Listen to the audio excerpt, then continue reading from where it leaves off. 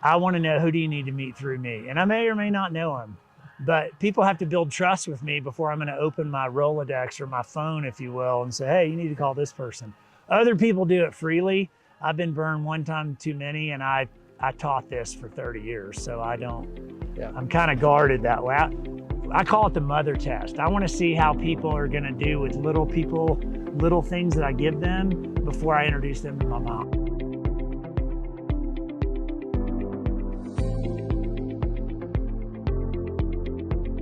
Hey guys, this is Wes Israelson up here on the mountain with a good friend who I've known for years. But we're at the Nest Snowbird Mid-Mountain Lodge, and it's freaking amazing. And Dan, last minute, jumped in and came up here. We knew each other. He knew almost everyone up here anyway, because this is the Superconnector.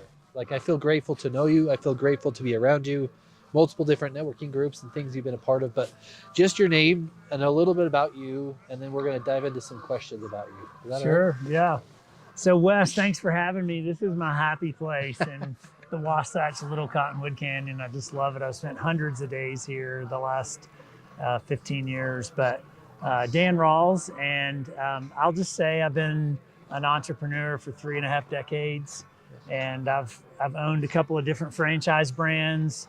I own a virtual franchise in the nutrition business. I've been with the company from Tennessee, where I'm from.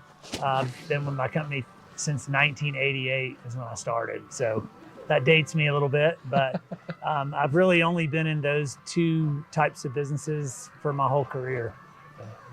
And I want to dive back into that because when we were sitting earlier just talking, we had talked about, like,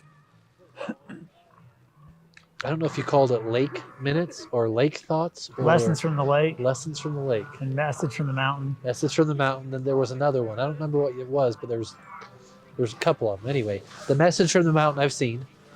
Let's talk about where you grew up and this lake, or multiple lakes. So born in Tennessee, grew up in Atlanta, high school in Georgia, college at Appalachian State in the North Carolina mountains, and then ended up in Knoxville, Tennessee, lived there for over 30 years. Knoxville is boating capital of the world. Mastercraft, Supra, Moomba, Axis, Sea Ray, they're all made in Knoxville. Wow. And part of that is because they can do testing, and it's Knoxville surrounds a lake. There's only a handful of stadiums you can go to a football game by boat. Knoxville's one of them. Wow. That's And cool. So water skiing, I only water skied 3 times in my life until after college. And then I really started getting into it with a couple friends that would go to the lake on the weekends, and 6 a.m. water runs in the summer were just that. And then later a season in life, I started splitting my time and started spending winters in Utah and summers and fall in Tennessee. And so I would just I would trade. I wouldn't go back and forth. I'd come and stay for the season and then go back and stay for the season. When the water got cold, I'd come back here. So what's a lesson at that lake that you taught or thought about when you were here and told there? Oh my goodness. Yeah, so lessons from the lake. I talk a lot about following up with people. In the business world, Wes, you own a business, you've hired teams of people, you started in sales, it's kind of like going to Home Depot. Have you ever been to Home Depot or Lowe's and you got 4 or 5 things around your house that need to get done, and I'm not a handy guy, and they need to get done, and so you buy all these things, the tools, the screws, the whatever, The paint, the patch, whatever. all the things. And you buy it and it sits in a bag in your garage for 4 months. And your wife's like, Wes, Have you been to my house? No, this is just knowledge. It's experience. And so you say, Wes, your wife says, Wes, can we just hire a handyman? Because you're just not going to do it. You're busy, you're playing with the kids, you're running your business. And then another 3 months goes by. And it's just like, just take it back and get a store credit, or just leave it and let's call a handyman. When you meet people in the business world, if you're making a sales call or a prospecting call, or you have an appointment, a coffee appointment, you might as well not even go on the appointment if you have no intent to follow up. It's just like going to Home Depot or Lowe's. And I did it for years. I went to Home Depot or Lowe's at least half a dozen times, and that bag sat in my garage. And they're like, "Oh, we have a 30-day return policy. We'll give you a store credit." So, I didn't lose out on getting a refund. But even in a personal setting, so skiing with Shane, he's like, "Hey, I've got a friend of mine that's retired. He used to ski here, but now he skis at Alta and he just loves it and this." And I was like, "Hey man, why don't you do a 3-way introduction? I'd love to meet your retired friend." No business intent, no maybe just a new ski friend in my life, right? Yeah. But if he's kind enough to make that introduction, I'm gonna follow up with that. Just like if you're kind enough to give me an introduction to Julie or someone else, I'm gonna follow up on that. And so many people, they drop the ball and they're full of good intentions, Wes, but good intentions don't make people successful. Yeah. And I want to tie off that so many different ways, but I'm going to go this way. So say, hey, it's a transaction. I sell you some furniture because I'm furniture, right? Speaking for one of my employees, sales guys that say, hey, I sold them furniture. I don't need to talk to them again because they're not going to buy again. What do you tell them? Well, if they're in an office building, there's a pretty high chance that the tenant on the left or the tenant on the right is going to move in or move out in the next 12 to 36 months. So he could easily do a drop-by visit or touch base on a phone call. Have you seen any moving trucks in your complex, your building? That's easy. Hey, listen, last time we talked, you said you wanted to grow to 50 employees. You had 34. Just kind of touching base. Oh yeah, we're actually looking for new space and we're going to need some more furniture. But you already have that trust and that credibility established. So yeah. I was the worst at it. I taught referral marketing for 30 years. I was the worst at asking existing customers for referrals, but yet I built my business through referrals other than my first 5 years. My first 5 years, I built my whole business on cold market, but then I learned there was a better way, and that was referrals. And we've had 3 marketing guests today and a true Superconnector now. So I'm curious on the difference between relationship or marketing. Well, it depends on what people are after. I used to be the transactional person early on in my career. It was about making sales, getting customers, building my team. But for some reason, I think people are smarter now. Maybe it's because I'm older and they're older too. But, people can smell right through that. It's interesting because I bought a car about 3 years ago and I called the sales guy 3 times. I was the one calling him. And I taught him, because he's young enough to be my son, I said, here's the thing about sales. If they're not asking questions, they're not interested. But you probably knew I was interested because I said, if 3 pairs of skis will fit in the back of that car, I will buy that car. And I'm going to bring my 3 skis down there, open the hatch and put it in there. And if they'll fit, I'll buy the car. Same thing when I bought a boat. I bought a brand new ski boat back in 2003. And I told the dealer, I said, if you'll bring that boat to my house and we can put it in the garage, they called swing away tongues. Yep. They were new. If that tongue will swing away, and he goes, I got go jacks. That's what we do at the boat shows. We put it on a jack. You could sit there and spin it around in circles of 2 people pushing a boat in a showroom or a warehouse or a convention center. And he fit it in there, shut the garage door, I bought the boat. But timing, things change for people. So I think it's about relationships.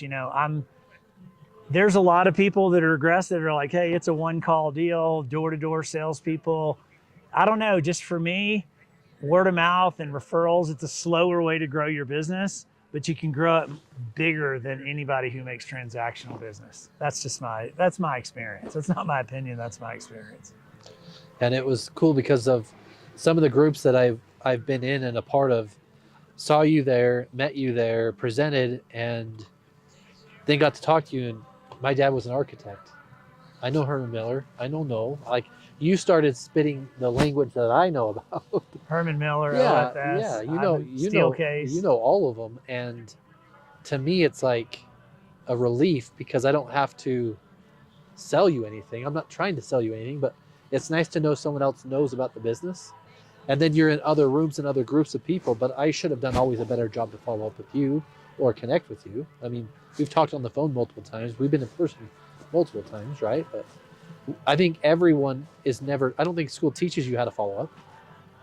Sales Definitely classes don't teach you, they teach you how to try to sell. how to prospect. Yeah.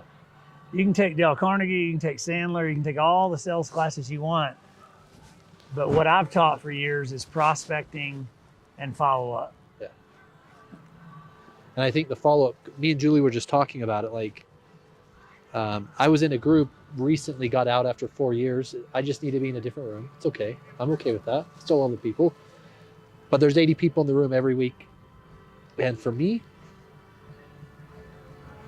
I'm like, I love all 80. Like, there's some of you I don't really care about, but there's most of you I care about. So 13 hours, all handwritten notes of a message of something I can remember, and wrote everyone a handwritten note, and then passed them out the last day I was there to everyone. Classy. And the messages that came back from that are like, no one's ever done that. I'm like, well, I change and impact everyone I talk to. But because I want to follow up with people in a different way. I want to get to know you at your heart, at your core. Like you said, because the relationship will matter more than any transaction. I literally have chills you telling that story because I started that group 20 years ago. I put hundreds of hours of my time into building leaders in that group. And I literally have chills because I watched thousands of people. I had 8,000 clients over a 25-year period with that company. And my phrase was, eventually everyone quits. But eventually 85 to 90% of the people are going to leave within 8, 10, 12, 15, or 20 years. I just know this.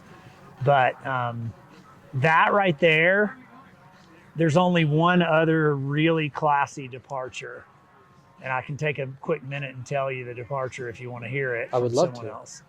But that right there absolutely is very similar to this other one. So this was 23 years ago in Tennessee. A friend of mine, Dr. Janet, she lives in the island of Dominica now. She was a chiropractor for 55 years. She sold her business to this young couple. And her last day at her meeting, she had a boom box. This is how long ago it was. She had a CD player, portable CD player, and it was not an iPod. Yeah, and she brought it to the meeting. Do you remember the brand? Probably Panasonic. So when it was her turn to present, she stood up, she played a song, and she prefaced it and said, the words to this song are at your place in front of everybody's place. I placed them there, printed in color, different colors. And she walked around as the song played. I can feel it like it was last month. As the song played, she hugged every single person, looked them in the eye, and just gave a quick word or a quick sentence. I mean, it took her probably 8 minutes to do it. And the song was, I hope you dance. And I don't know if you've ever heard that song, but when you hear that song again, I'll send it to you. It will change something in your heart, and you'll go back to you writing those handwritten notes. It was the classiest departure. I will tell you this, there was over 30 adults in the room. There was not a dry eye in the room because of the impact that she made. Not just that, but her departure, but in the room. So how classy is that? You know, I guarantee you, even in that group, and that particular group in 20 years has been through 800 members. I can tell you that because when I left, it was 500 because I have all the records. 800, I guarantee you, if there's anybody that's still there from the beginning, because I know that Steve retired 18 months ago and he was the founding member. Yeah, Klingler's still there and a few others. Yeah, so I would say without question, that's the classiest departure. That's relationship, that's not transaction, that's not marketing. Yep. And that's how I felt when I also met you. It's also how I felt in some of the people in that group that introduced me to you, or at your house that day when you had the event. Like, it's different when you meet people. And I was trying to talk to our sales guys about not capturing maybe KPIs, but literally capturing what's working and what's not. They're saying, well, what are you going to do with all this data? I said, well, I know if I go to meet with someone in person, I'm going to build a relationship that'll change both of us. And it will result in business somehow, some way. Not that I'm going to meet the person. Yeah. And they're like, you just love people. Like, you love people. And I'm like, I'm curious about everything. Yeah, you have to stay curious. I learned that in my 20s. You have to stay curious. And so for me, Wes, you talk about relationship versus marketing. I've been in the business to know people, not to be known. Yeah. And there's a difference. I mean, that's just, even my friends, I host a ski party at the end of every ski season, and just the people that I've introduced that are friends, women that I've met just socially or singleness or whatever that I've introduced, and they've traveled internationally together. I mean, if I had a $100 bill for every person that I introduced to make good karma, that'd be amazing. But it's just in my DNA. I just can't turn it off. It's really interesting. So what do you tell the introvert that's a business owner today that's afraid to go get in a group, a network, or meet or connect? So here's the truth of it. I learned something many years ago that this is a label on people, and that is, it's called a situational introvert or situational extrovert. I figured you were going to ask me this question. I was thinking about it skiing with Shane about an hour ago. I was thinking, okay, he's probably going to ask me that question, so I'm going to play this card to him. In my personal life, I'm a major introvert. I sit in the back row. When I go to church, I sit in the back third of the audience. If I go to an event, naturally, if there's 70, 80, 100 people there, you're going to gravitate to someone that you know. If they're not there, you're just going to kind of hang out and be uncomfortable until they get there. Well, what if they don't show up? Then you're put in that predicament. You have to force yourself to do something. But part of that is learning how to ask questions. So being a single guy, I was married for 20 years, being a single guy, I'm a major introvert. What am I going to say to the cute girl in the coffee shop? What am I possibly going to say to a beautiful woman in the coffee shop? She's heard every single line in the book and then some. What am I going to say? So I just clam up and I don't say anything. And there's no opportunities without risk, but I miss more opportunities than I take. And for me personally, I'm not an introvert on the phone, but I'm an introvert in person. And I can tell you right now, as a single guy, that I've been to Christmas parties or Christmas events or open houses. If I didn't know anybody, I've literally this is full transparency, in the last 3 to 5 to 7 years, I've had to push myself out of my own comfort zone to bring up things in conversation. If I've got somebody with me, it's easier, because that's called, what I've taught, you might have heard this in your old group, the power of 2 to influence a third. It's so much stronger than one-on-one selling. But as a single guy, yes, I'm selling myself if I go up to the beautiful woman in the coffee shop, right? But if I've got a friend with me that I can kind of make it, my friend's got this goofy outfit. He noticed your pink shoes, that it went with your ski outfit. I can say something, but if it's just me, I completely clam up.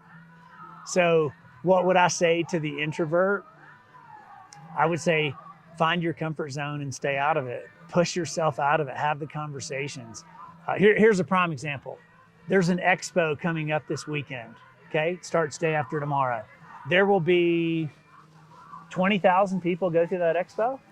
I haven't been to to that particular expo. It's been 10 years. But I know when you go to an expo, this is a great place to practice for the introverts. Go practice. What do they call an attorney and a doctor? They have a practice, because they're still practicing orthopedic 20 years later. Go to the home show, go to the expo. And in this place, you want to take a pocket full of your business cards, but the goal is you want to get people's information. You don't want to just go schlepping your cards around. But go to that and say, I'm going to take 10 business cards, and I'm not leaving that event until I have exchanged cards with 10 people in the room. Could be someone from 15 years ago when they worked with, Brand X furniture company that went out of business. Yeah. Their previous company, their previous career, someone that their kids went to high school together. Events are a great way to practice. Yeah. That's a great place to practice getting out of your comfort zone. Even the group that you owned or had started, built, that I was a part, like even that every day or every week for 4 years, that perfected the message enough for me to then go to different groups and speak it in a different, like, it's true. You just need to go do it. You were an introvert back then. I don't think I was, but I didn't know what the message, because it was my first networking group ever. And it was in that group. So let me rephrase that question. You weren't an introvert, but you didn't have a confidence of public speaking and projecting your message as much. I would say I never thought I needed to do it. Right. Yeah. And we all need to do it. Part of that is learning to, I ask a lot of questions. Yeah, so do I. You know, sometimes women are like, what is this, an interview? And I'm like, yeah, if you're going to be a life partner, this is an interview. Like, you need to find out, like, where do you see yourself in 10 years? You know, what's your biggest hurdle you've overcome? And I would love the perspective, because I think you said your son's 23? 24. 24. When my wife, I call my wife my goddess, but when my wife and I decided to get married, I proposed. It was actually just down the canyon here, which is kind of cool. We stayed up here when we got engaged. Her mother and father, my mother and father stayed here at Snowbird. Nice. It's kind of cool, but her parents are pretty staunch Catholic, and I was baptized Mormon, didn't practice, but the Catholic Church required us to go through a couples class, and in that class they go, it's a two-day engaged encounter. I think it was. And it was the most, I tell people that all the time, especially because they go through everything from sex to money to kids, how to raise, like this, like where you want to live, everything. And you write it all in this notebook, and they don't tell you anything, but day one goes over, and day two, you give it to the other one, the other person. And then you read each other's. Mm-hmm.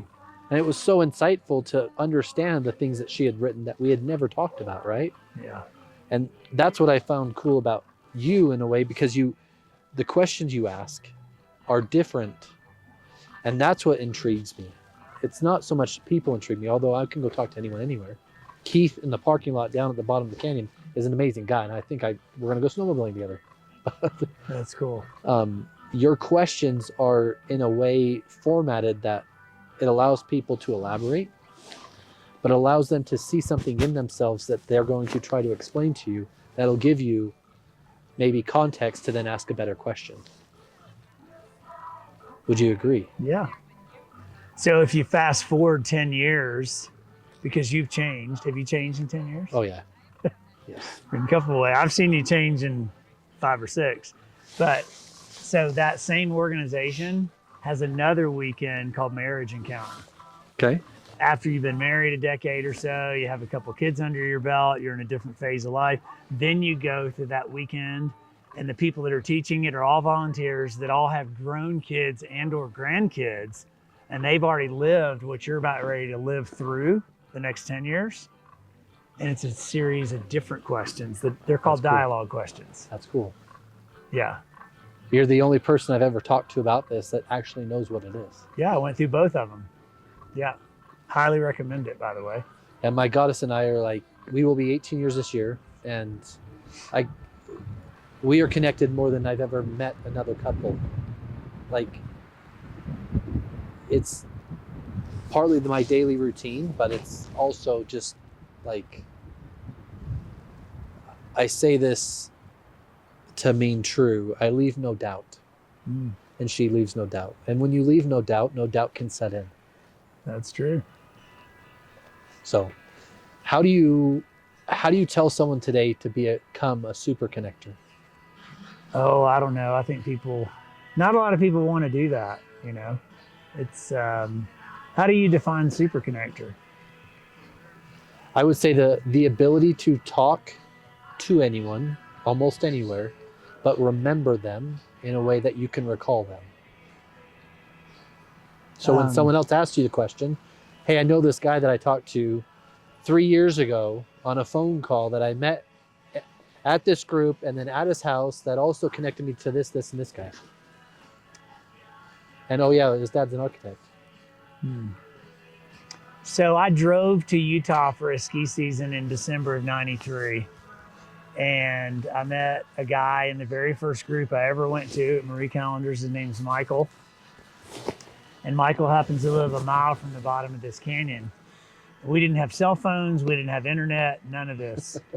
And Michael was a professional skier. He was a mogul skier and the competitor in the circuit. And we're the exact same age, tall, skinny guy. He's an athlete, big water skier, mountain biker, all the things. And we lost touch. And about 6 or 7 years ago, there was a mountain biking Facebook group, and I posted a picture of me skiing powder at Alta in the group. And I said, hey, I'm just curious, are there any skiers in this group? I'm not really a mountain biker yet, but a lot of my friends I ski with, they do both. Well, this guy, Michael, recognized my name, and he messaged me and he goes, you're the guy from Tennessee that talked about skiing all the time. And so we reconnected, and I have given him the name Governor of Little Cottonwood Canyon in our whole posse ski group. Within the first 2 years of me reconnecting with him and just skiing with him, I've only been mountain biking with him once, just to tell you, because he's that advanced, like he won't call me anymore for that. But I have met some of the most genuine people and friends through Michael, that many of them are married, they have kids, they're just, we're all in similar phases of life. But that guy's a Superconnector. That's why I gave him the name Governor, because you can't go anywhere around here without seeing someone in the lift line, the parking lot, the bathroom, the restaurant. But I've just met some really amazing people that I've been on the lake with some of his friends that I'm friends with. And it's just, again, I've done business with none of those people. I've done no business with any of that group of people at all, ever. And it's about just the relationship and the genuine. And I've watched some of their kids graduate high school, and just, some of their kids are getting married. So I don't know, you'll see on LinkedIn and people's profile, they'll put connector. I've been doing it, man, since, I don't even know. I added it to mine, okay, just because it became a thing. But I'll tell you the flat out truth. I was having lunch with one of my members, a client, many years ago. The guy's 25 years younger than me. And he said, hey, there's this website, and I'm planning my 5th high school reunion. Now, this was a long time ago. And he goes, there's this website called Facebook. And I'm talking brand new. It was brand new. And I'm not bragging about me, but I'd love to know my member number on Facebook. I'd be willing to bet money that I was probably one of the first 500,000 people in the world on Facebook because of that guy, because we were planning a reunion coming up. And I loved rallying people I went to a military high school outside of Atlanta, and I loved rallying people, calling old alumni, brothers, getting them to come to reunions and stuff. And I'm like, this is golden. Because there was another website that was selling a membership, and people didn't want to pay it to reconnect with classmates and so forth. And that's the only reason I got on that website called Facebook. That's the only reason, was to reconnect from my friends from military school that came from all around the world. 30% of my high school is international students. So that's the only reason I got on social media in the first place. Yeah. No business. I built my businesses way before social media. Those are long answers, but I just, I don't know. I developed the name Superconnector because people started calling me that. And I'm like, maybe I should make that my Instagram, Superconnector1, my Insta name, handle or whatever. But I have a deep, true passion. When I go to an event, I want to know, who do you need to meet through me? And I may or may not know him, but people have to build trust with me before I'm going to open my Rolodex or my phone, if you will, and say, hey, you need to call this person. Other people do it freely. I've been burned one time too many, and I taught this for 30 years, so I don't. Yeah. I'm kind of guarded that way. I call it the mother test. I want to see how people are going to do with little things that I give them before I introduce them to my mom. Because part of the podcast, part of the business, part of everything about it is when we started the podcast, our team didn't understand. And hell, I barely knew. I just knew there's something special when you get 3 or 4 people together, hell, that own a business and been through some failures and some successes and that are being willing to be vulnerable. Yeah. Let's just put the camera there, let's put some mics on it, and let's go do it on a boat. Yeah. And that's how it started, right? Like you said, you just started connecting. And I asked you the question earlier. I'm going to give you my answer, and then I want you to answer your way. I now have something called an X-Note pen. It's a chat pen. Everything I write with it, the app will capture and then put into my phone in a journal entry. And when I go through a podcast before an episode, other than today for you, I call the person before and I ask all of these questions, almost everything I could want to know about you. And then I can tailor the questions to help ask questions as a business owner that would help portray who you are. So everyone out there gets to see you, gets to know you the way I already know you. I try to write everything about everyone I can remember in that journal. And it helps me recall it, because I believe if you write it, your mind sees it. If your mind sees it, it says it. It says it, you read it, you go through all of the verbiage, you start to hear something. So it creates this muscle memory training here. So how do you, as a Superconnector 1 Instagram handle, how do you connect with people and remember them? Well, I call it phone worthy, and I'm not being snobby, but I used to have a card scanner, if you've ever heard of that. It was a little like device, and I bought it from Office Depot or Staples, and I upgraded 3 times. So I had 3 of them over the years. And when I would go to meetings, I mean, I had literally thousands, probably well over 2,000 cards that were scanned, because not everybody I meet was worthy to go in my phone. If someone makes it into my phone, I elevate that as a little bit of credibility. You know, someone might connect with me on LinkedIn or this or that, but I don't know, if I feel a connection with someone, if there's something that I like, if I know someone likes something, anytime I'm out in public anywhere traveling, I'll take pictures. I was in Europe last year, all around, and I probably took 30 photos and sent them to friends that they like this, or they like alligators, or they like rhinos, or, you know, and people just remember things like that. That's just something that I do. Do you believe it's like working out, where you can train the muscle to remember? Oh, I think so. I think you've done it so well that you can recall so many different things. The stories you can recall from 23 years ago about this lady, this specific song, and 30 people, like, that's not just impactful, but it's as if it were yesterday, you said. It was the most powerful exit I've ever seen, ever. Yeah. So that's something that I tell some of my friends. If you know someone likes something, you know, you don't have to go buy the little rhino in the store and send it to them, but just take a photo, let them know you're, thinking about them, or just something about that. Just, I don't know. For me, I try to teach people, Wes, that it's more important to stand out than blend in. You don't want to blend in with everybody else. Ski and see in Sandy. I rented the board from the boots, all of it, right? I don't snowboard, I don't ski. I went to pick it up last night to pick up the rental. And the guy said to me, "You're that podcast guy, right?"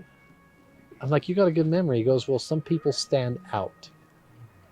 Boom. 2 weeks ago, I was in X Room, the Orem Hail Center. Is that what it's called? Mm-hmm. The Orem Hail Center. Ben Jar was there. I don't know if that name rings a bell, but he's got a movie that talks about standing out. What do you tell someone today that's afraid to stand out? Whether it's a child, whether it's a leader, whether it's someone at church, what do you tell them? Just do it for you. You know, a friend of mine, Rich, just a dear friend that I ski with, He grew up here. He skied here hundreds and hundreds of days. He knows every inch of these mountains. He has fun, loud ski outfits, and he tunes all of our skis, our whole group. Well, I went to his house for the first time years ago, and he has this closet space, and all of his ski outfits, bright colorfuls, every color of the rainbow, are on hangers. Who hangs their ski clothes? We just go on hooks or whatever, and they were just like colors and color. And he has more helmets than I have, socks or shoes. I mean. And so he's the one that kind of got me into this. Just, it's the one place in my life where I can just wear loud, fun outfits and not just boring black ski pants, which I've had for 30 years, which I still wear them sometimes. But, I think, Wes, we live in this world of image. We're worried about what people are going to think of us. And believe me, I was the same way. I was running all those groups the day I left. I had 103 groups the day I sold and left years ago. That's a lot of people. People called it herding cats or herding sheep, and maybe there's things I might post on social media now that I wouldn't have done then, but I'm also older, and it's kind of like your podcast, Give a Sit, part of me now, I'm just in a phase of life where I don't really care what people think, and it's just like, if I want to go have fun and be goofy and attract those fun people, wearing the little fun meter on your coat, just go and live life. But I do think we live in this world of image. It's funny because I was with that guy, Michael, and there's a lady that's been teaching here at this resort for like 40 years. And there's this man in his 70s, he's retired, and he takes a lesson during the season. He did like once a week. Expert skier, doesn't really need a lesson. And we were riding the chairlift, and there was a couple of boys that were under the chairlift jumping multiple times. We would see them. And he said, seeing those boys reminds me of what my mom told me many years ago. Son, you see them doing all those impressive jumps and tricks and 360s and all the things, like no one's watching you and no one really cares anyway. So it's trying to impress people on the chairlift. And I think that stuck with me. And that was one of hundreds of chairlift conversations I've had here in the last decade. But that stuck with me because no one's watching anyway, right? No. So really, who cares? But I do have a belief about how people dress in business. That's probably an off-camera topic, because I think Casual Friday 30 years ago turned into sloppy every day. And I do think how people dress affects their credibility in business. That's just me. That's just my opinion. People can take it or leave it. I would never wear shorts and Crocs to a business meeting. Just doesn't fly. Since we're going that way, I'm going to touch on that too. I'm a belt. I'm usually dress pants. I mean, they're not dress pants, but they're nice stretchy pants. Casual pants. Casual. They're more business pants for sure. They are. And a button down or a business shirt. Business casual. But what I noticed is at times it changes the employees. But more than that, my princesses wear belts every day because Dad does. Mm. So let alone, I agree, you shouldn't dress. You should dress for success, or you should dress for the occasion, right? But you are impacting others. If you dress sloppy, you're going to attract sloppy. Amen. Yeah. I mean, I'll tell you, one of those groups in Park City, when I would come out for a couple of weeks a year and do trainings and workshops and meetings and visit my groups and teach a lot, I started an annual ski day in Cottonwoods and then one in Park City. And they were like, hey, we're a casual group. Just wear your ski outfit to the meeting. And I couldn't do it. And they were like, and this was 15 years ago, 13 to 15 years ago. And I said, nah. And because half of them that came, they just show up in their ski pants to a business meeting. But I, as a leader, I couldn't do that. There was a couple of times where I almost wore jeans in Gatlinburg, Tennessee, where Dollywood is and all that, the Great Smoky Mountains. I had 3 groups there, but because they dressed real casual. So I stopped wearing coats and ties to those meetings in the late 90s. But, you just have to, depends on the situation, like you said. Yeah. But I also say, as an owner or as a leader, as someone high up in your employees are watching. Just like my girl, kids don't do what you say. They do what you do. Yeah. So, and it comes back to the bigger meaning of stand out. Ben Jar's story is pretty damn amazing.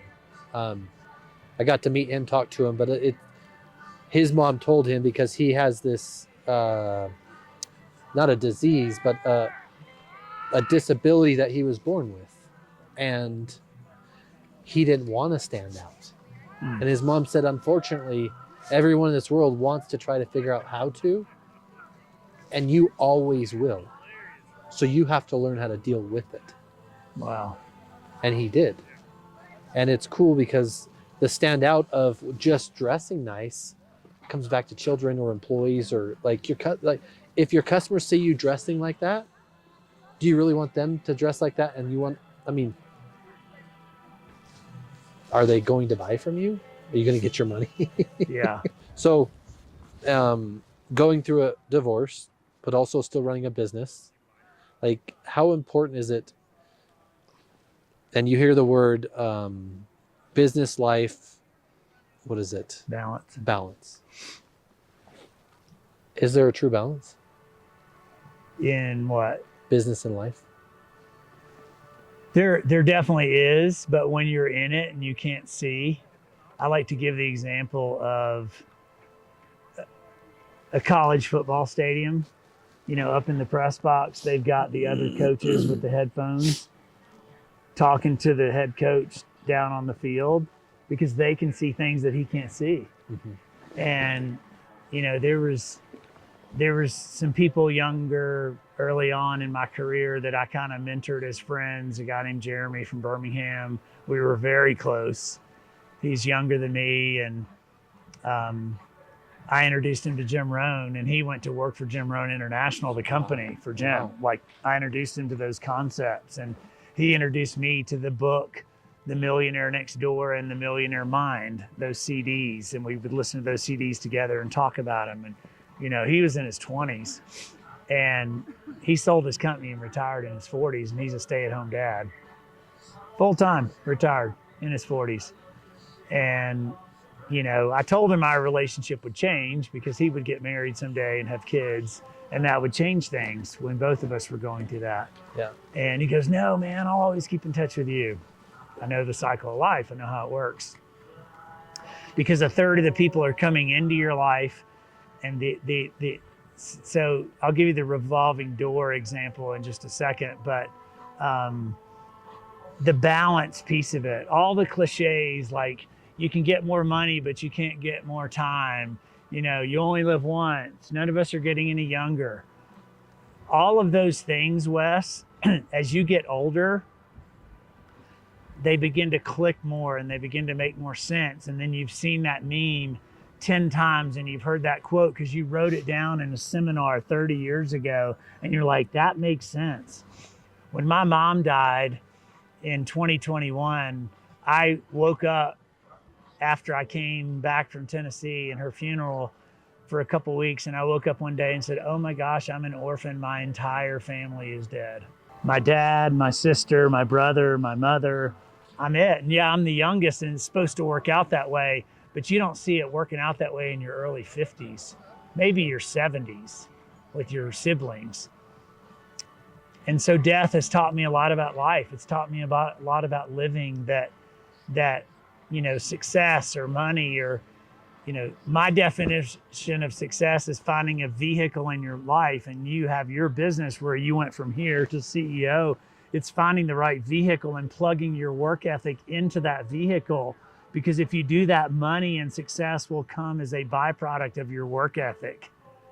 It's not about money and it's not about success. It's about what you become in the process. And my biggest business mentor in the world was Jim Rohn. Jim Rohn taught me so much in my early 20s because he was enthralled in our company culture, the company I work for still today.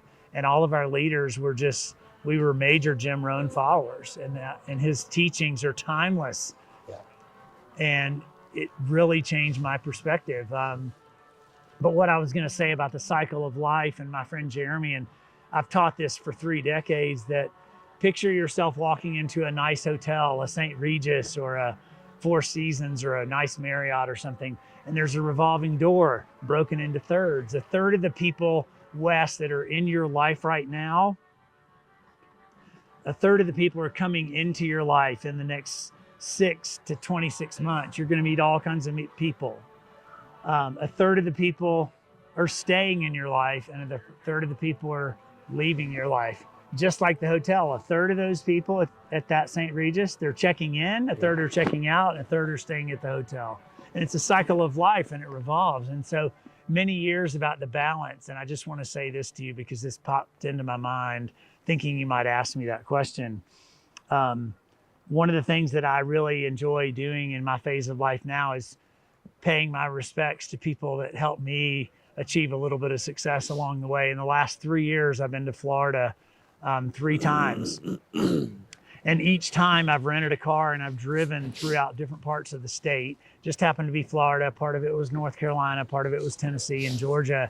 And I went and saw people that I've known anywhere from 20 to 47 years, many of whom I haven't talked to in a long time, or we loosely keep in touch. But at some point in my journey, they helped me along the way with a card, a note, an encouragement, a dinner, hosting a meeting, putting me up at their house. Somehow, some way they became my client, bought my product, something.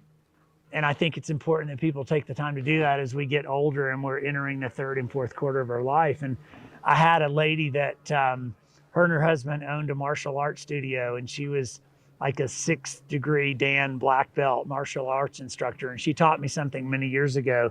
She said, we love our tournaments because us older folks, we compete against our teenage students that have reached black belt and they've attained that accomplishment in the world of martial arts. The fact is that they're faster and they've got more moves and all this stuff, but we usually wear them down and we win because we're wiser. They're faster and they're quicker. And in the business world, you need that energy. You need someone that's quick-witted and just kind of a whippersnapper and full of, you've heard the phrase, full of piss and vinegar, and they're just a go-getter and they're always out there. We need that. But now I'm looking at my life and looking back and reflecting on all the years, the people that I've impacted thousands of lives, but the leaders that impacted me, that have sent me text messages and emails saying, I knew you were going to be a success, man, because I saw the drive in your heart and the mindset. And so I kind of share that with you because that was a teaching moment of a conversation where she said, we're wiser, they're faster and quicker. And you think of the Indiana Jones with the nunchucks and the guy pulls out the gun and goes, psh, he had more wisdom, they had more speed. But I just want to say this because it's coming to my mind. I had the opportunity 3 years ago to take my son to South Africa, and we did the safaris. And the most emotional day for me was when we went in the field and we saw the rhinos. And the very last night of the safari, we're there with complete strangers, 20 strangers for 9 days. And the very last night, they had a nice candlelight dinner and everything. And I kind of tinged the glass and got everybody's attention. I said, hey, we had the opportunity as a group. We'll never see each other ever again, most of us, okay? But we had the opportunity to share in something where there was a mama rhino, a papa rhino, and a baby rhino, and they were eating, and they were literally, within steps of our teeth. And I want to share with you how that impacted me. And I said, there's a book that changed my life. And everybody can recommend a book, but this book, there's this 3 series of books. I'll just tell you, the first one is called Rhinoceros Success.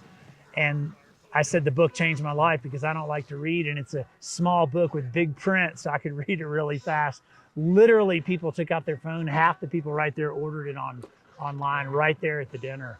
And that one book taught me there's 2 kinds of people in the world. There's rhinos and there's cows, and there's no one else.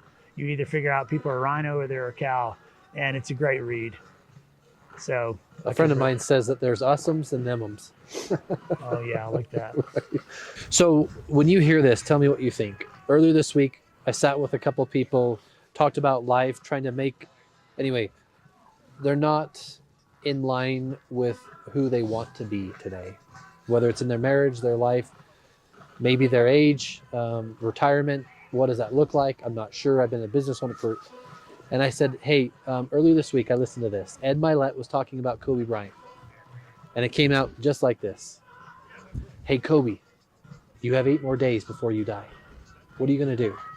And it shows videos of him practicing and playing. Hey, Kobe, you have one more day before you die. And it shows him playing with his daughter in the gym at 4:30 in the morning. Hey, Kobe, you have 1 more hour before you die. As he boards that helicopter.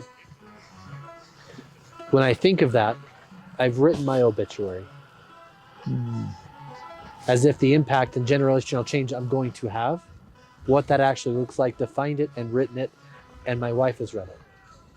And it changes year over year. What do you tell someone who's going through a phase of life and they don't know what to do? Would that exercise be beneficial? Would knowing the end be beneficial? I think the exercise would be beneficial, absolutely.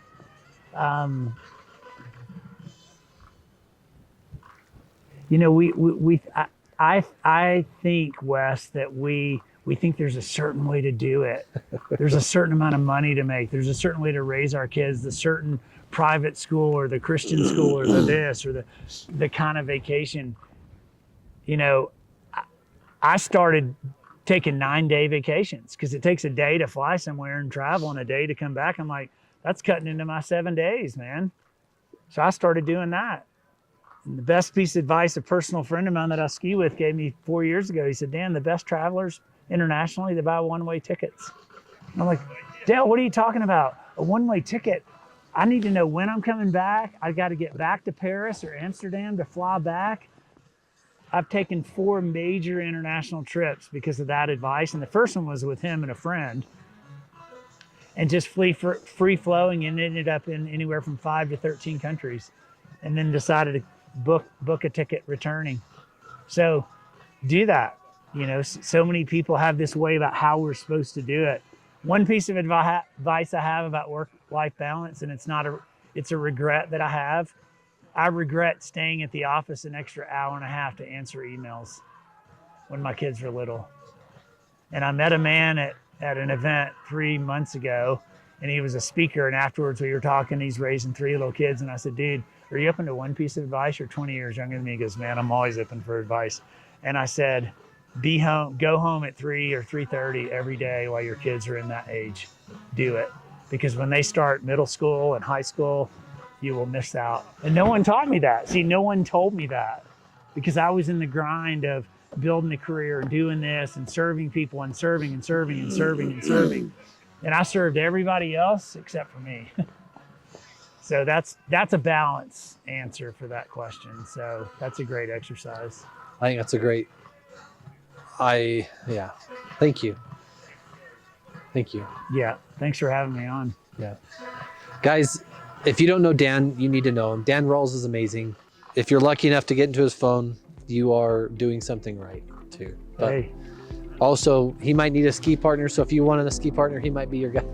Yeah, or travel partner. Yeah. Guys, this is Give a Sip podcast where we connect with leaders, builders, and creators, and ultimately share this story. Share it with someone who's got kids and they're running a business. Share that last little part with them.